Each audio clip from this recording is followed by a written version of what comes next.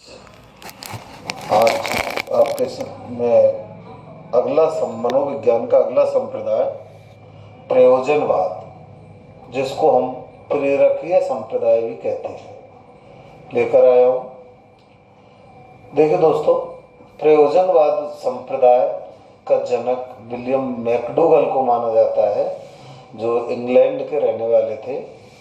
William McDougall ने प्रयोजन के लिए एक शब्द लिया था, हॉर्न। क्या लिया था? हॉर्न।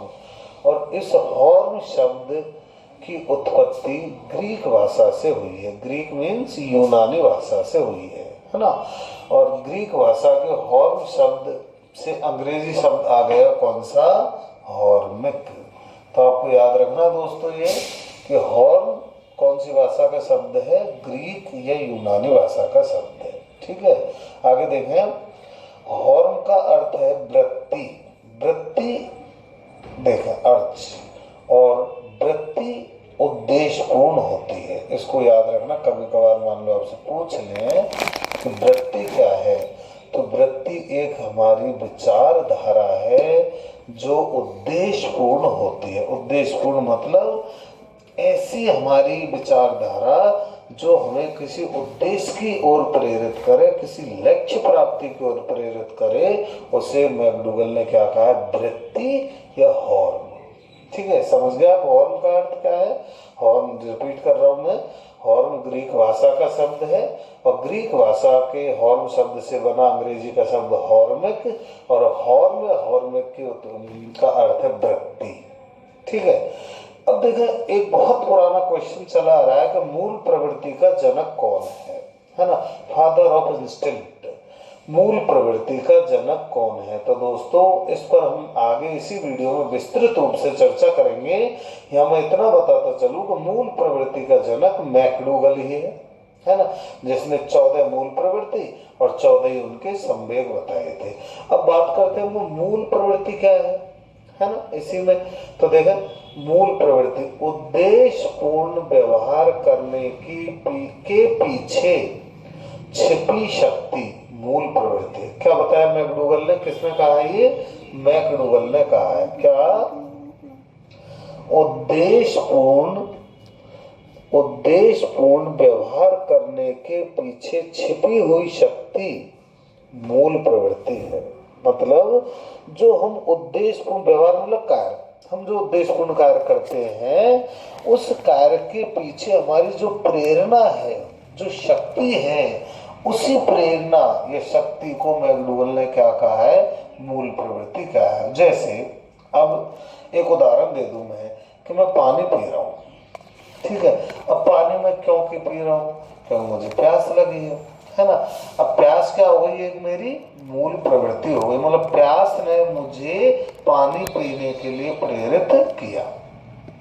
ठीक है दोस्तों, मूल प्रवृत्ति से अगली एक और परिभाषा मैकडूगल की देखें, बहुत इंपॉर्टेंट है ये परिभाषा, इसको याद रखना आप, है ना। क्या है ये? देखें कि मूल प्रवृत्ति व्यक्ति में एक जन्मजात मनोदैहिक, इसको याद रखना। क्या है? मनोदैहिक। मनोदैहिक दो शब्द है, मन, देह। देह मतलब शरीर, मन और शरीर, है ना।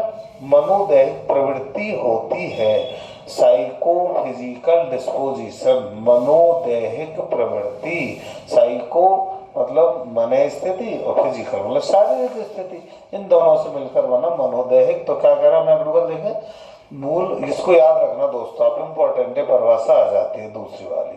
मूल प्रवृत्ति व्यक्ति में एक जन्मजात मनोदैहिक प्रवृत्ति होती है जो व्यक्ति को कोई उद्देश्यपूर्ण क्रिया करने के लिए प्रेरित करती है ना। याद तो कर लेना, बाद में और समझा दूं कि क्या कह रहा है मैकडूगल। बस इतना से याद रखना कि मनोदैहिक प्रवृत्ति किसने कहा है? मूल प्रवृत्ति को तो मैकडूगल ने कहा है। तो बस इतना से याद रखना कि मूल प्रवृत्ति मनोदैहिक या मनोशारीरिक भी आ जाता है। मनोदैहिक का मतलब मनोशारीरिक प्रवृत्ति है। इंग्लिश लिख दिया मैंने, साइकोफिजिकल, है ना। आगे, जो व्यक्ति को कोई उद्देश्यपूर्ण क्रिया करने के लिए प्रेरित करती है ना। अर्थात हमारे अंदर से पैदा हुई शरीर को प्रेरणा दी कि कोई कार्य करें, उद्देश्यपूर्ण कार्य करें, तो वही उद्देश्यपूर्ण कार्य करने के पीछे छिपी हुई शक्ति क्या है, हमारी मूल प्रवृत्ति। समझ गया मूल प्रवृत्ति को? आगे देखें, एक शब्द और है जो आप इस संप्रदाय का नाम दिया है, देखें, प्रयोजनवादी संप्रदाय, है ना। तो प्रयोजन का अर्थ क्या होता है? उद्देश्य। प्रयोजन किसे कहते हैं? उद्देश्य को कहते हैं। ठीक है, अब आगे देखो, ये मनोविज्ञान इसका प्रयोजनवादी संप्रदाय का या प्रेरकीय संप्रदाय का एक इंपॉर्टेंट अवधारणा है क्या? हार्मिक मनोविज्ञान की प्रमुख संप्रदाय। हार्मिक मनोविज्ञान ऊपर लिख दिया ना मैंने, हार्मिक साइकोलॉजी। तो हार्मिक मनोविज्ञान के जनक कौन है? हार्मिक साइकोलॉजी के जनक कौन है? मैकडूगल। और इसने मैकडूगल ने 3 संप्रदाय, 3 अवधारणा प्रमुख रूप से दी है ना। कौन कौन सी? नंबर 1 उद्देश्यपूर्ण कार्य, नंबर 2 समूह मस्तिष्क, और नंबर 3 समूह गति। ठीक है दोस्तों, अब पहला आप देखते हैं उद्देश्यपूर्ण कार्य। उद्देश्यपूर्ण कार्य किसे कहते हैं, है ना। तो देखो, कोई उद्देश्य या लक्ष्य को देखकर व्यक्ति स्वतः जो क्रिया करता है वह उद्देश्यपूर्ण व्यवहार या कार्य होता है। क्या कह रहा है? कोई बहुत अच्छा इंपॉर्टेंट शब्द है इसमें, स्वतः, है ना। क्या कह रहा है ये? कोई उद्देश्य या लक्ष्य को देखकर व्यक्ति स्वतः जो क्रिया करता है वह उद्देश्यपूर्ण व्यवहार होता है। स्वतः क्रिया, स्वतः क्रिया मतलब इच्छा पूर्वक जानबूझकर नहीं, जो स्वतः होती है किसी को देख करके। जैसे उदाहरण लेकर आया हूं मैं आपके सामने, क्या देखें उदाहरण, जैसे बिल्ली को देखकर कुत्ता उस पर आक्रमण कर देता है। अब निश्चित है भाई, देखो कुत्ता को यह सोचने की बिल्कुल जरूरत नहीं है ना। अगर बिल्ली उसके सामने आएगी तो वो बिना सोचे समझे आक्रमण करेगा, है ना। ऐसे ही जैसे मैंने एक उदाहरण ले रखा है कि प्यास लगी है तो पानी हमारे सामने है तो हम पानी को पिएंगे, है ना। तो ये सहज क्रिया है ना, स्वतः होने वाली क्रिया है। तो ये क्लियर हुआ आपका कि क्या बोला मैकडूगल ने उद्देश्यपूर्ण कार्य में? तो जिस उद्देश्य को देखकर व्यक्ति स्वतः जो क्रिया करता है वह उद्देश्यपूर्ण व्यवहार होता है। ठीक है, तो बार बार बता रहा हूँ कि स्वतः को याद रखना कि उद्देश्यपूर्ण कार्य स्वतः होता है, इसमें कोई प्रयास या त्रुटि करने की आवश्यकता नहीं होती। ठीक है, तो आगे देखें, दूसरा संप्रदाय है समूह मस्तिष्क, है ना। समूह मस्तिष्क क्या है? समूह मस्तिष्क जब समूह के सभी व्यक्तियों में संवेग का स्तर अत्यधिक तीव्र हो जाता है तो उनकी अपनी वैयक्तिकता समाप्त हो जाती है। 2 शब्द आ गए इसमें, समूह के सभी व्यक्ति और वैयक्तिकता, है ना। सब समूह के सभी व्यक्ति और वैयक्तिकता समाप्त हो जाती है और सभी एक ही ढंग से सोचने लगते हैं, मतलब सभी का समान उद्देश्य हो जाता है। क्या कह रहा है मैकडूगल इसमें? देखें कि समूह मतलब 2 या 2 से अधिक व्यक्ति जब एक जगह पर होते हैं और वो सभी व्यक्ति जब उनमें संवेग पैदा हो जाता है, क्या पैदा हो जाता है? संवेग पैदा हो जाता है या उनका स्तर, उनके विचार अत्यधिक तीव्र हो जाते हैं, तो क्या कह रहा है कि उनकी वैयक्तिकता मतलब उनके खुद के पर्सनल विचार खत्म हो जाते हैं। समझे आप इसमें? दोबारा बता रहा हूं कि 2 या 2 से अधिक व्यक्ति जब एक जगह होते हैं और उनके संवेग तीव्र हो जाते हैं तो उस समय उनके स्वयं के अलग अलग जो विचार हैं, व्यक्तिगत विचार हैं, वो समाप्त हो जाते हैं, वैयक्तिकता उनकी समाप्त हो जाती है और सभी एक ही ढंग से सोचने लगते हैं, मतलब सभी के विचार एक जैसे हो जाते हैं, सभी के उद्देश्य एक जैसे बन जाते हैं। जैसे मैं एक उदाहरण से आपको समझा रहा हूं कि हम 5 व्यक्ति एक जगह बैठे हैं ठीक है, और पांचों के विचार निश्चित अलग अलग होते हैं, किंतु जब उनके सामने कोई एक बदमाश व्यक्ति आ गया और जो वहां पर जाकर अनर्गल बातें कर रहा है, या यूं कह दें आप शब्द बोल रहा है, या कोई और गलत काम कर रहा है, तो उनमें निश्चित है उस व्यक्ति के प्रति एक मत हो जाएंगे, या उनमें एक संवेग पैदा हो जाएगा, और जो स्वयं के जो अलग अलग विचार थे वो खत्म हो जाएंगे, और सब एक ही प्रकार से एक ही तरीके से सोचने लग जाएंगे कि इसको सबक सिखाया जाए, है ना। तो उनका उद्देश्य देखकर सभी का समान हो गया ना, कि इसको सबक सिखाया जाए। तो यही समूह मस्तिष्क है। अब थोड़ा सा सोच लो, ग्रुप माइंड, समूह मस्तिष्क, यूं कह दें कि दो या दो से अधिक व्यक्तियों के विचार जब समान हो जाते हैं, एक जैसे हो जाते हैं, एक ही बिंदु पर एक जैसे समान विचार, क्या कहलाता है? समूह मस्तिष्क कहलाता है। ठीक है। और तीसरा संप्रति समूह गतिकी, ग्रुप डायनेमिक। ठीक है। क्या है समूह गतिकी? समूह में पारस्परिक क्रियाओं के पीछे छिपी वे शक्तियां जो समूह व्यवहार में परिवर्तन करती हैं, अर्थात समूह मस्तिष्क बनाने वाली पहली विचारधारा क्या कहलाती है? समूह गतिकी कहलाती है। समझे इसका क्या है? ब्रैकेट में देखो क्या लिख दिया मैंने सीधे शब्दों में कि समूह मस्तिष्क बनाने वाली पहली विचारधारा, है ना। अर्थात अब इसको और क्लियर कर दूं आपको कि हम 5 व्यक्ति एक जगह बैठे हैं, है ना।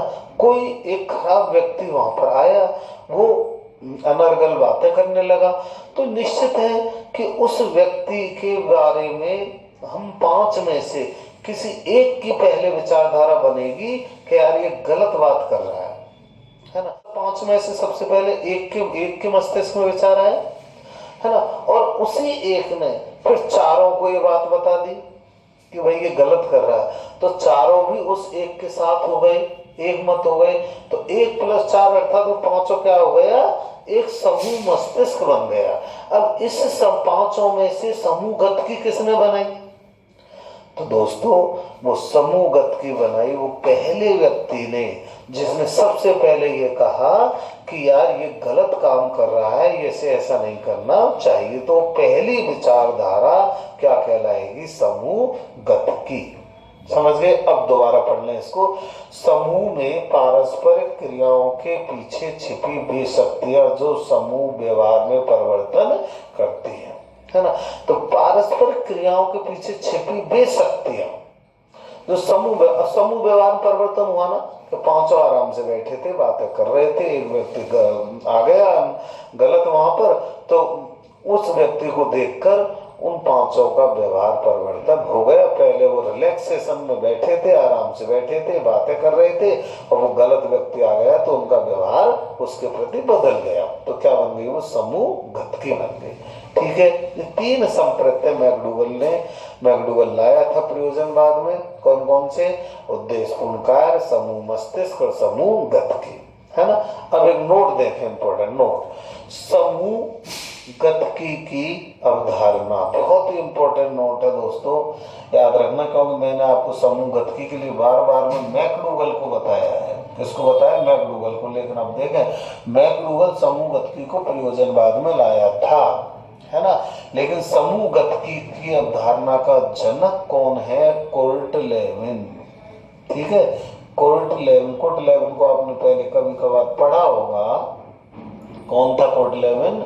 इसका एक बहुत बड़ा फेमस सिद्धांत है दोस्तों। कौन सा? फील्ड थ्योरी, है ना, क्षेत्रक सिद्धांत। कौन सा सिद्धांत दिया था कुर्ट लेविन ने?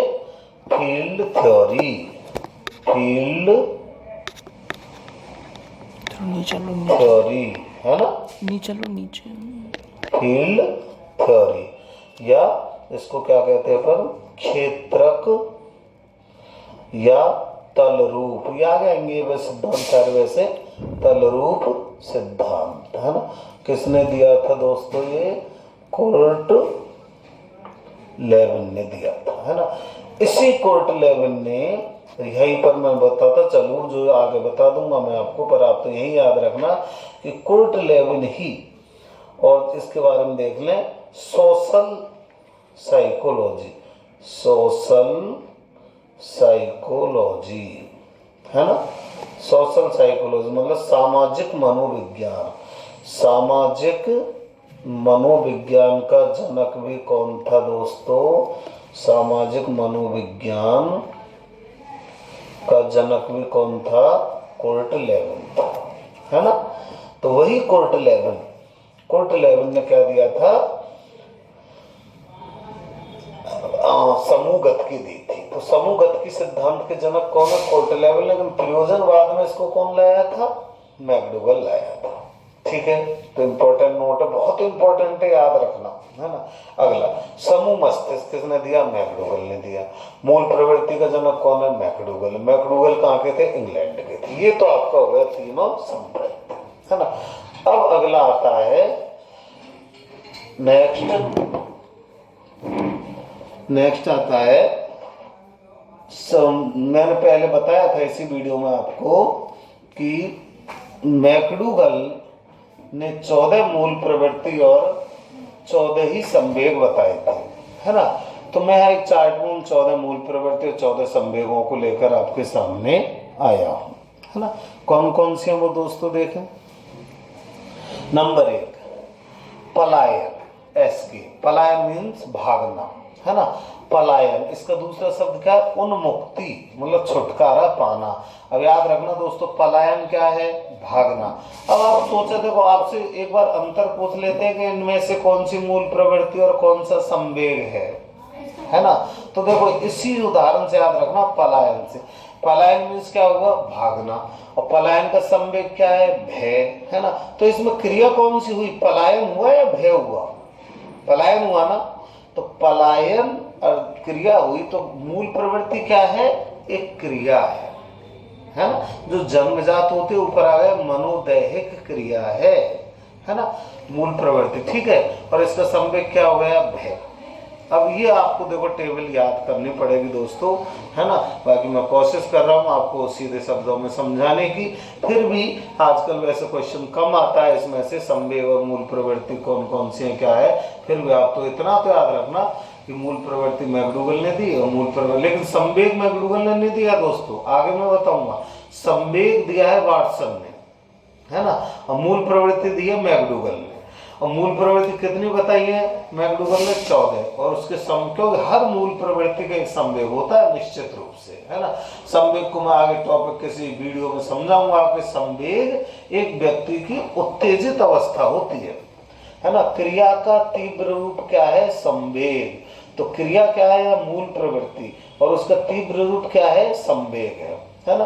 खैर ये बातें और अगले वीडियो में चलती रहेंगी हमारी। यहाँ देखें पलायन का संवेग भय। युयुत्सा मतलब युद्ध की इच्छा, है ना। अब युद्ध की इच्छा कब होगी? जब उसमें क्रोध आएगा। तो युयुत्सा युद्ध की इच्छा तो क्या हो गई? मूल प्रवृत्ति। और क्रोध क्या है? संवेग। फिर अप्रियता, विकर्षण, ये क्या है दोस्तों? विकर्षण इसी को कहते हैं वो निवृत्ति, है ना। तो अप्रियता, विकर्षण, निवृत्ति मूल प्रवृत्ति है, और इसका संवेग क्या है? घृणा। अब आप याद रखना इन दोनों को, युद्ध या। तो दोस्तों आगे देखते हैं हम। अगली मूल प्रवृत्ति मैकडूगल ने बताई है मातृत्व पितृत्व। ठीक है, पेरेंटियल, मातृत्व पितृत्व, इसी को हम कहते हैं शिशु रक्षा।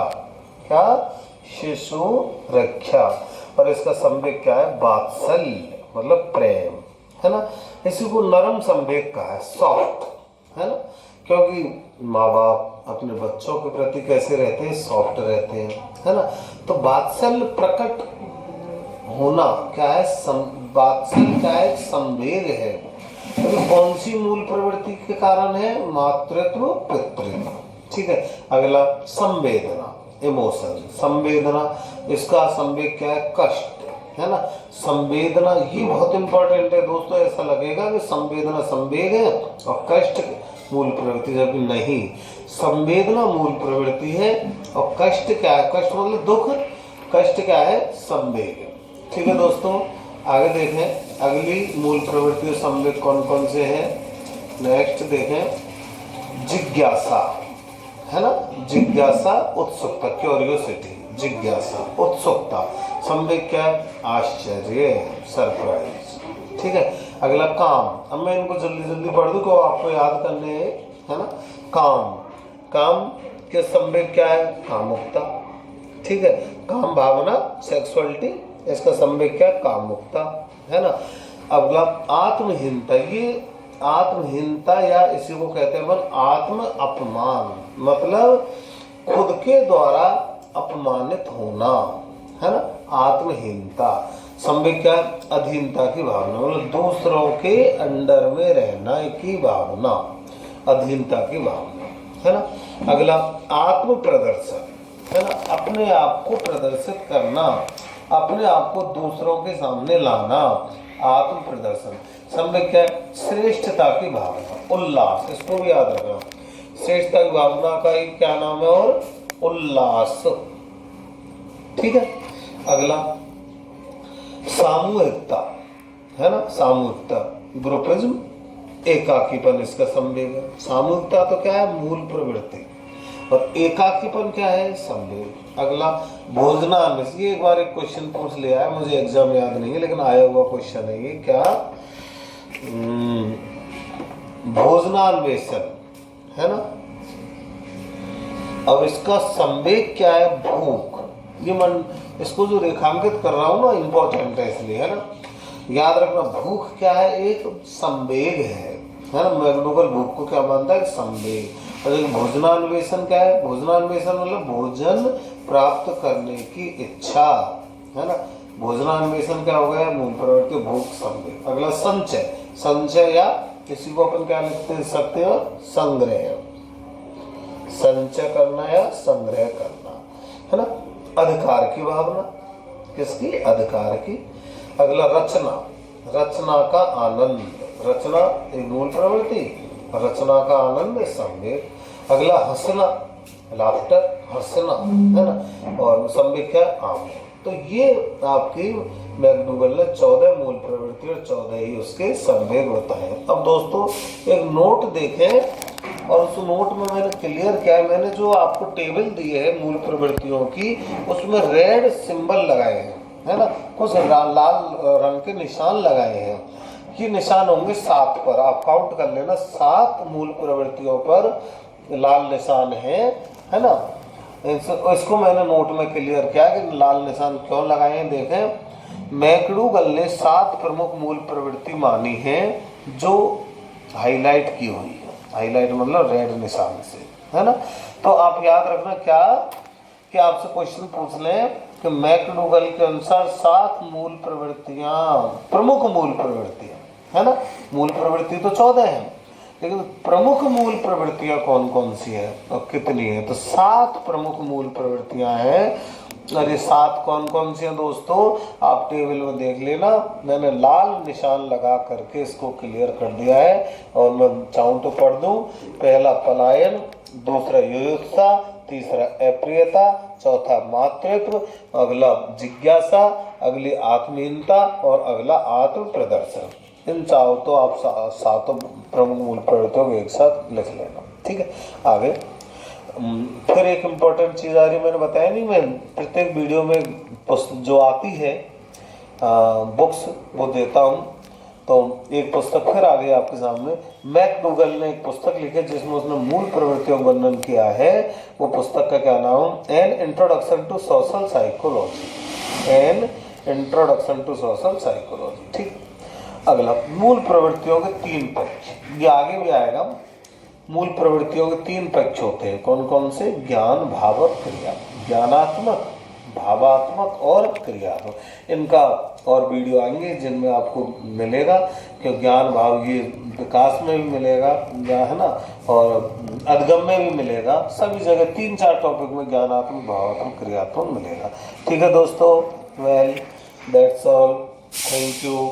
मेरे चैनल को, यूट्यूब चैनल को सब्सक्राइब करें, बेल आइकन को प्रेस करें, ज़्यादा लाइक करें और ज़्यादा से ज़्यादा दोस्तों शेयर करें। और ख़ास तौर से मेरे जो ग्रुप बने हुए हैं व्हाट्सएप ग्रुप, उनसे कहना चाह रहा हूँ कि इनको जरूर मेरी वीडियो ज़रूर देखें, ताकि आपको ऑफलाइन क्लास की जो कमी है वो खलेगी नहीं। और मैं पूरी कोशिश कर रहा हूँ कि जो कि त्यों जैसे ऑफलाइन क्लास में होता है ऐसे में ऑनलाइन क्लास में आपको मैटर उपलब्ध करा सकूँ। Thank you.